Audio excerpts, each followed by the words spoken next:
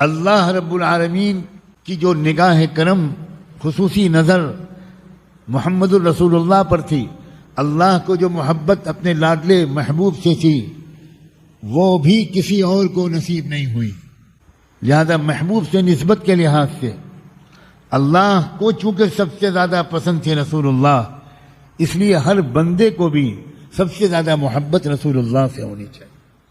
کتنے نادان ہیں آج دنیا کے اکثر لوگ، اور ہم میں بھی اکثر لوگ ان میں شامل ہیں، کہ جو ایمان تو رکھتے ہیں رسول اللہ سے لیکن وہ محبت کا تعلق اللہ کے رسول سے ان میں سے اکثر کا نہیں ہے۔ کس سے محبت کر رہے ہو نوجوانوں؟